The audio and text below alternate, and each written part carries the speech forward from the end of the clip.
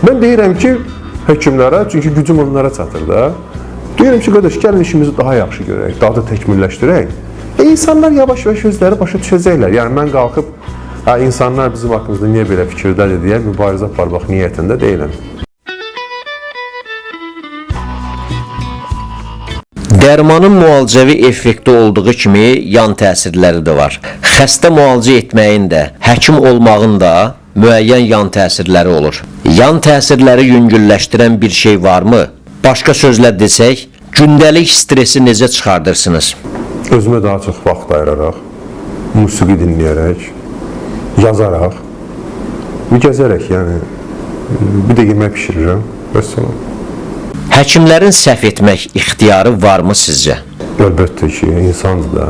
Yəni, insandan nə fərq var ki? Yəni, bugün mükəmməl düzəldilmiş bir bilgisayar belə səhv edə bilirsə, həkim niyə səhv eləməsin ki? Səhv edən həkimi linç et mədəniyyəti sizcə bizi hara aparır? Həkimlərə qarşı bu münasibəti dəyişmək üçün biz, yəni sıravi insanlar, həkim olmayanlar, ilk olaraq nədən başlaya bilərik? Valla, insanlar nə edə bilər? Daha çox vicdanlı və ədalət duyğusunu gücləndirməyə çalışa bilər. Bundan başqa bunun çarəsi yoxdur.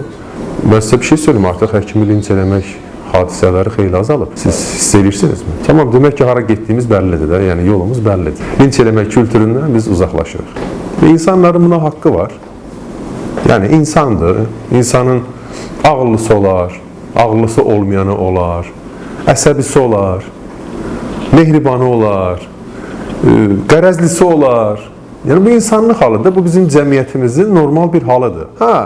Bu dalğa kimidir də, hansı tərəfə getməyini istəyir? Əlbəttə ki, biz istəyirik ki, cəmiyyət aldığı tibbi xidmətdən razı olsun və həkimlərdən də razı olsun.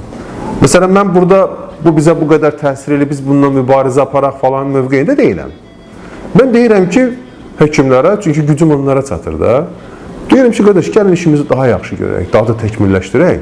İnsanlar yavaş-yavaş özləri başa düşəcəklər. Yəni, mən qalxıb, insanlar bizim haqqımızda niyə belə fikirdədir deyə mübarizə aparmaq niyyətində deyiləm. Sizcə hal-hazırda xəstələrin sayının artması tibbi faktorlarla bağlıdır, yoxsa cəmiyyətin özünün psixososial vəziyyəti xəstəlikləri artırır? Psixososial vəziyyətin artırdığını söyləməzdim. Yaşayış şəraiti, ekologiya və ya qida xüsusilə keyfiyyəti ilə bağlı olaraq bəli, xəstəliklərin sayı artır.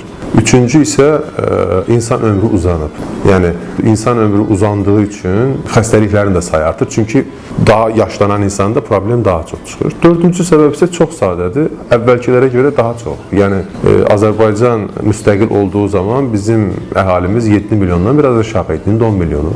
Əsrin əvvəllərində, 20-ci əsrin əvvəllərində milyon yarım, 2 milyonluq bir millət idik. İndi 10 milyonluq. Mən təkcə Şimali Azərbaycandan danışıram.